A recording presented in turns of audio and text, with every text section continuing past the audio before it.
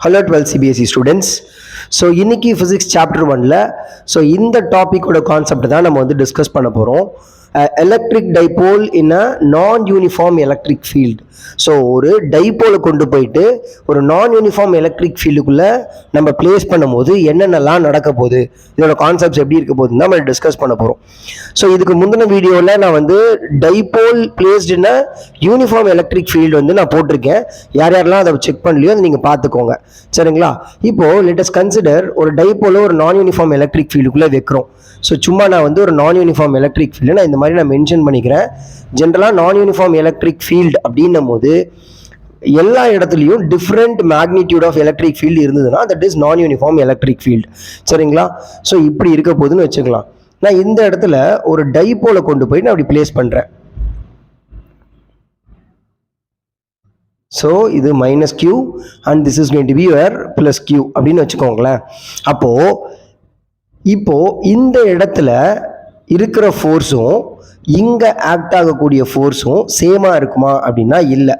இங்கே இருக்கிற ஃபோர்ஸும் கண்டிப்பாக டிஃப்ரெண்ட்டாக இருக்க போகுது. Because as the magnitude of the electric field is going to be different, ஃபோர்ஸும் என்னவா இருக்க போகுது, சேம் டிஃப்ரெண்ட்டாக தான் இருக்கும். That is F is equal to Q இதுன்னு நமக்கு ஃபார்முலா.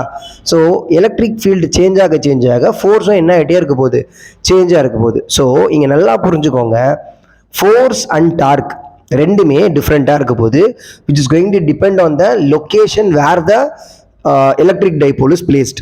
அப்போ எலக்ட்ரிக் டைபோல் எங்கே வச்சுருக்கீங்களோ இந்த நான் யூனிஃபார்ம் எலக்ட்ரிக் ஃபீல்டில் எங்கே டைபோலை வச்சுருக்கீங்களோ அதை பொறுத்து என்ன ஆக போகுது, ஃபோர்ஸும் டிஃப்ரெண்ட்டாக இருக்க போகுது, டார்க்கும் என்ன ஆக போகுது, டிஃப்ரெண்ட்டாக இருக்க போகுது. லெட் அஸ் கன்சிடர் ஒரு ஃபர்ஸ்ட் கேஸ் எடுத்துக்கலாம். Dipole moment is parallel to electric field இப்படி இருக்குன்னு வச்சுக்கோங்களேன். அப்போ டார்க்கும் ஃபோர்ஸும் எப்படி இருக்க போகுது நம்ம செக் பண்ணலாம். ஸோ ஃபார் எக்ஸாம்பிள் இது ஒரு டைபோல் இல்லையா? ஸோ இது நெகட்டிவ் சார்ஜ், இது ப்ளஸ் பாசிட்டிவ் சார்ஜ். அண்ட் நமக்கு தெரியும் டைபோல் மொமெண்ட்டோட டைரக்ஷன் எப்பவுமே நெகட்டிவ்லேருந்து பாசிட்டிவ்க்கு போகும் அப்படின்ட்டு. இது நான் அடிக்கடி சொல்லிட்டே இருக்கேன், நல்லா ஞாபகம் வச்சுக்கோங்க, சரியா? அண்ட் எலக்ட்ரிக் ஃபீல்டு வந்து இந்த டைரக்ஷனில் இருக்குது அப்படின்னு புரிஞ்சுக்கோங்க. இப்போ நல்லா புரிஞ்சுக்கோங்க நான் சொல்கிற கான்செப்டை. இப்போ நான் வெக்டார்ஸ் லைன் வரைய போகிறேன். ஓகே, நான் இப்போ என்ன பார்க்க போகிறேன், ஃபோர்ஸ் இருக்குமா, ஃபஸ்ட்டு டார்க் இருக்குமான்னு பார்த்தா torque is going to be zero. Torque is going to be zero when dipole moment is parallel or anti parallel to electric field. Torque என்ன ஆகிடும், ஜீரோ ஆகிடும். ஏன்னா ரெண்டு பேரும் என்ன ஆகிடுதாங்க, நமக்கு டார்க் ஃபார்முலா என்னது, tau is equal to PE sine theta தானே. அப்போது பேரலாக இருந்தால் என்ன ஆகும்னா theta is going to be zero. அப்போ சைன் 0 டிகிரி என்ன ஆகிடும், ஜீரோவா, sine 0 is going to be zero. அப்போ டவ் ஜீரோ ஆகிடும், டார்க்கு ஜீரோ. இதே மாதிரி ஆன்டி பேரலாக இருக்காங்க அப்படின்னு வச்சுக்கோங்க. இது மேலே எழுதியிருக்கிறது பேரலல் கேஸ்க்கு, இங்கே எழுதுறது ஆன்டி பேரலல் கேஸ்க்கு. அப்படின்னா ஆங்கிள் என்னவாக இருக்கும், 180 டிகிரியாக இருக்கும். நான் அதையும் உங்களுக்கு நான் வரைஞ்சு காட்டுறேன். அப்போது sine 180 is going to be again what, zero. So டவ்வும் என்னவாயிடும், ஜீரோவாக இருக்கும், டார்க்கு ஜீரோ. அப்போது dipole moment parallel to electric ஃபீல்டாக இருந்தாலும் இல்லை ஆன்டி parallel டு எலக்ட்ரிக் ஃபீல்டாக இருந்தாலும் டார்க் என்ன ஆகிடும், ஜீரோ ஆகிடும். ஸோ இதை நம்ம ஃபஸ்ட்டு கண்டுபிடிச்சிட்டோம். அண்ட் ஃபோர்ஸ் இருக்குமா அப்படின்னா கண்டிப்பாக ஃபோர்ஸ் இருக்கும். Force acting on a positive charge which is placed in a uniform electric field எப்படி இருக்கும், இந்த டைரக்ஷனில் ஃபோர்ஸ் இருக்கும், ரைட்டா? அண்ட் நெகட்டிவ் சார்ஜ் வந்து எலக்ட்ரிக் ஃபீல்டுக்குள்ளே வச்சா ஃபோர்ஸ் எப்படி இருக்கும் அப்படின்னா இந்த direction opposite to the electric ஃபீல்டாக இருக்கும்.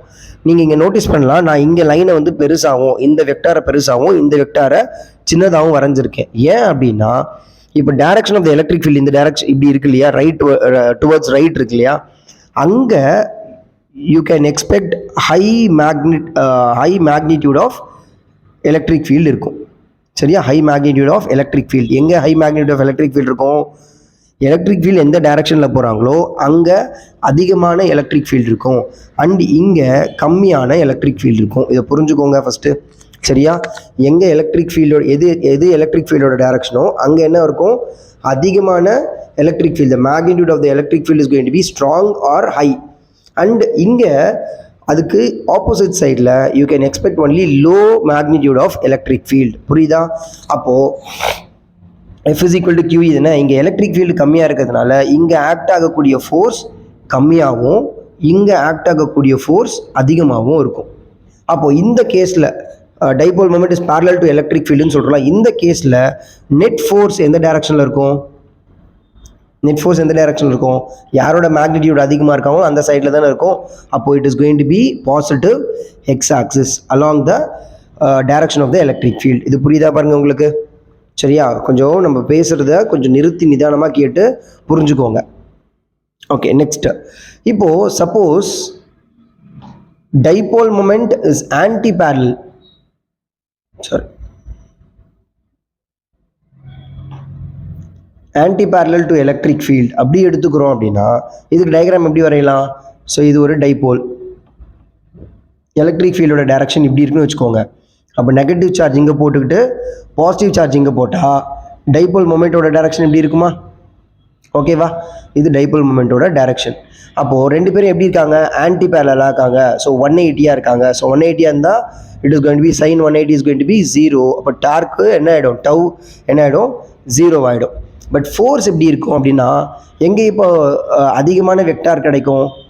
ஸோ இங்கே பாருங்கள், இவன் தானே வந்து இங்கே இருக்கான். அப்போது இந்த டைரக்ஷன் நெகட்டிவ் சார்ஜ் மேலே எலக்ட்ரிக் ஃபீல்டு கொடுக்கக்கூடிய force opposite direction to the electric ஃபீல்டாக இருக்கும். ஆனால் magnitude of the electric field இங்கே அதிகமாக இருக்கிறதுனால இங்கே தான் அதிகமான ஃபோர்ஸ் கிடைக்கும். அண்ட் இங்கே ஈவன் தோ இவன் வந்து எலக்ட்ரிக் ஃபீல்டோட டைரக்ஷன்லேயே ஃபோர்ஸ் இருந்தால் கூட இங்கே இந்த சைடு எப்படி இருக்கும்? எலக்ட்ரிக் ஃபீல்டு ரொம்ப கம்மியாக இருக்கிறதுனால கம்மியான ஃபோர்ஸ் தான் ஆக்ட் ஆகும்.